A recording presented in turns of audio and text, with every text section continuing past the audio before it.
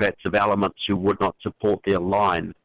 And so what has happened, you look at it back 25 years ago, the leading force in this country against illegal immigration were the unions, because they understood that the legals were unfair competition for union members, would drive wages down. Now the unions are leading the charge to legalise the illegals, because in 1995 they were taken over by Marxists, and the Marxists didn't care about the jobs of their members. They just wanted to promote revolution.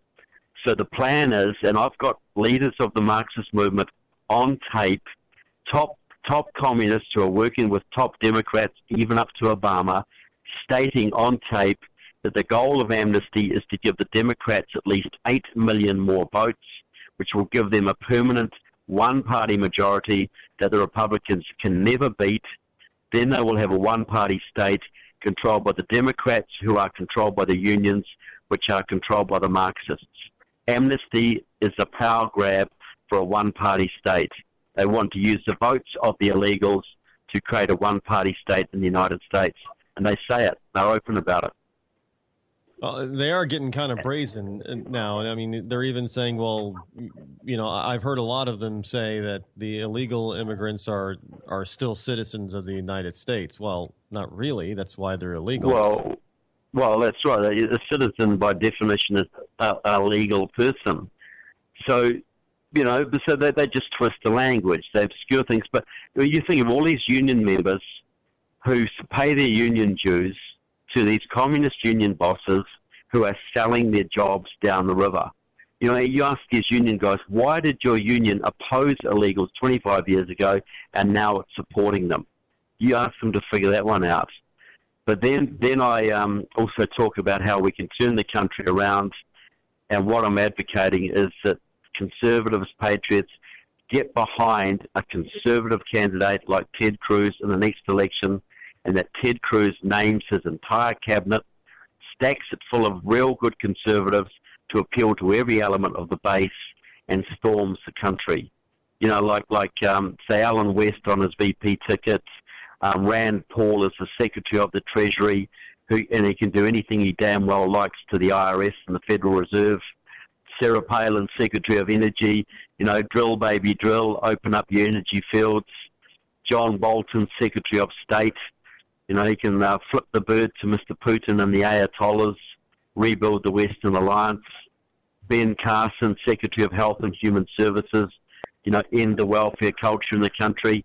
Name the entire cabinet, run as a team, mobilize the entire conservative base, which is far bigger than the Democrats' base, storm them, get Ted Cruz elected, and then start gutting the federal government, abolishing departments, and restoring the Constitution and restore liberty to the country. So I'm talking about the major threats you face, but also ways you can turn it around.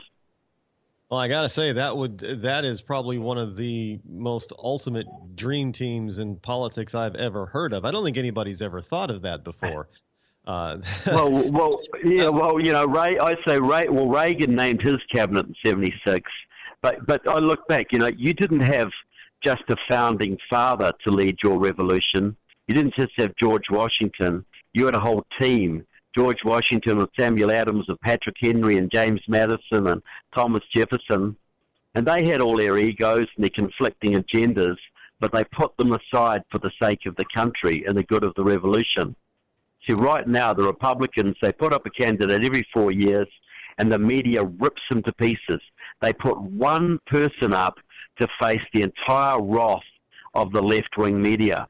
Why not put Ted Cruz with Alan West, with Sarah Palin, with Scott Walker, with Michelle Bachmann, with Mike Lee, with Rand Paul, with John Bolton, with Trey Gowdy, fill your entire cabinet, run them across the team, run them across the country, holding rallies in 3 or 4s in every state, bypass the media, go straight to the people. You imagine how that would excite the base and unify the base, because every element of your base, from the Republicans from the Libertarians to the Social Conservatives to the Tea Party Republicans to the moderate Republicans, everybody would get something. Everybody gets a slice of the pie. Yeah, they would all have a member in there. That is absolutely true. That's a Yeah. fantastic idea. I hope somebody from the Republican Party will hear this, because that's a fantastic idea. Look, a lot of these people, they've heard it all right. This is gone. We've been putting this out on articles and Twitter and Facebook, and I know that it's got to some of these people. I've talked to some of them about it. Now, you're planning on, or you're currently filming a new documentary. Is that right? Yes, it's my last book is The Enemies Within: Communists, Socialists, and Progressives in the U.S. Congress, and it's exactly what it says. It talks about the Marxist roots of Obamacare, of amnesty, of the gutting of the U.S. military, and it profiles 51 members of the House and 14 senators with identifiable Marxist, communist, anti-American ties. And we're going to turn that into a documentary, a Hollywood-quality, full-length feature documentary released about October this year, which is going to name names and pull no punches and looking at the Marxist infiltration of the U.S. government. And it will shock people. It will truly shock people. This is something they have no concept of. But this problem is why you have a centre-right electorate and you have centre-left government all the time, now verging on hard left. So that's aimed for release later on this year. We've already filmed some of it. We're filming the rest of it shortly. Great, and it's going to be available hopefully sometime later this year? Yeah, it's going to be October is the target date, a full year before the elections, and it'll be very hard-hitting. We're going to raise most of the budget through investors, but if anybody would like to help, we're doing a couple of little side fundraisers through Indiegogo, the crowdsourcing site. And if anybody wants to help, they can go to Indiegogo, INDIEGOGO, and look for the page Exposing the Enemies Within. Exposing the Enemies Within, and they can make a contribution. We're aiming to get, $10, $20, $30. We're aiming to get the production budget filled by the end of this month. Oh, that is fantastic. Trevor, I know that you're a busy person. You got to get going, but I am very glad to have had this time to chat with you. Hopefully we can do it again. I say I just made a new friend. Look, we're kindred spirits. We are, and we both love the Constitution. You're an American, I'm not, but I think we can connect on this issue for sure. And I'd love to come back. It's a worldwide thing that's happening now. There is a private citizen shift that's moving to the right, but our governments aren't seeming to get that message. And I think it's good that Americans get a chance to hear from somebody with an outside view looking in, because they can see a lot of things that we're missing. Yeah, well, that's right. You always see your neighbour's situation better than they see their own. But my view is very simple. If America goes down, every Western country will fall. But if America can recover its constitution and restore its liberties, that will spur on freedom revolutions all across the globe. So it's so crucial of what happens in America in the next couple of years.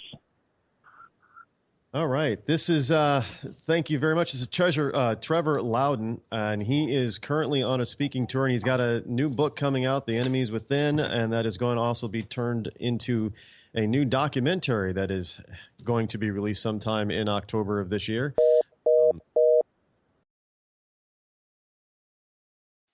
And there you have it. I don't know where the beeping came from, but that was my interview with Trevor Loudon. And again, you can go to trevorloudon.com to get all the information you need about his book and his upcoming documentary.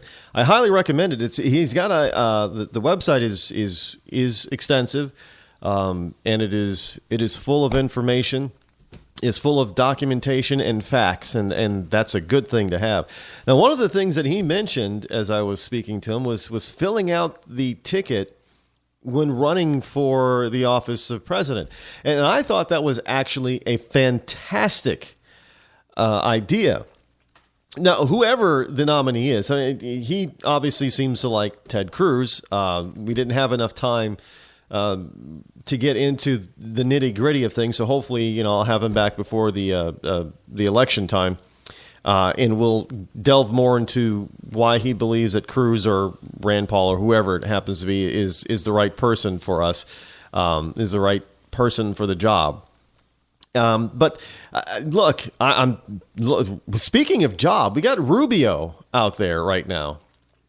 Now, can you imagine if Rubio followed the same advice? And if we had Rubio, who was, the nominee, and he just filled out his cabinet, any one of them could do that.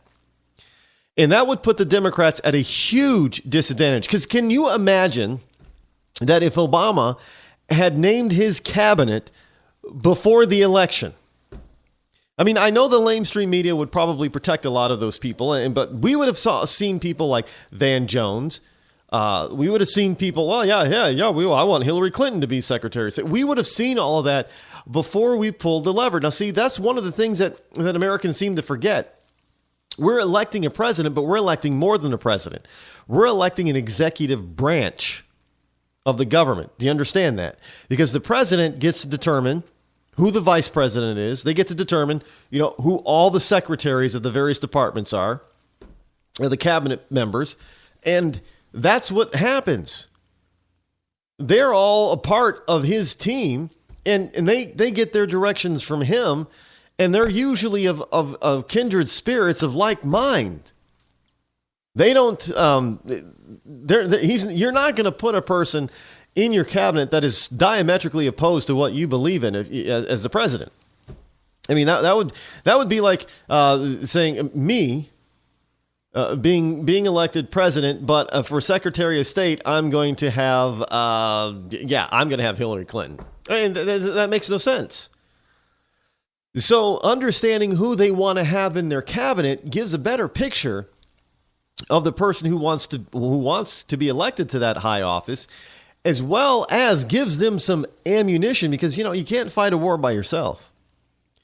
So if they're all out there, firing off the same consistent message everywhere, the mainstream media can't hide everything. I mean, they can hide what one candidate is saying. They can suppress that or overshadow it or knock it down. But you want to try doing an entire executive branch, an entire cabinet, plus a president and vice president.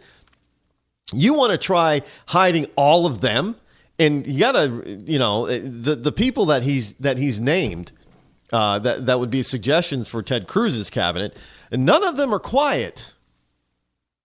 They all have some very sound, very solid beliefs about the Constitution, about this country, where it's going, where it should go, and none of them are silent. So it would be the press, the mainstream media would be very hard pressed to try to silence them all, because they're going to be out there pounding the pavement daily, everywhere, hitting multiple places at one time. And so it would really kind of spread the mainstream media, the major mainstream media, kind of thin, and it would be harder for them to cover the Democrat. And of course, the Democrat, it would probably have to respond in kind. So we would have a real political presidential fight. And unfortunately, if that happened, it would probably overshadow a lot of the other races, like for Senate, in the House, and governorships and everything. But that's necessary. It is necessary because it's important. And it might bring a lot more people into being more interested in politics. And if you did put all those people on your cabinet, well, now you would have all those other people out there that have their favorite candidate that just will sit home if they're not the nominee. Well, now they have some skin in the game. So all the Ron Paul people, if Ron Paul has been nominated to be this Treasury Secretary, then and his big thing, it really is taking on the IRS and the Federal Reserve. Well, hell, how can those people sit at home if they're going to have the opportunity to get Ron Paul in there to do some of the things that they want him to do in the first place that he says he wants to do? It's going to be very difficult for them to sit at home and not vote then. So I think that is It's a fantastic and beautiful idea. And that is something that the Republicans should definitely consider, no matter who the nominee happens to be, because they can do some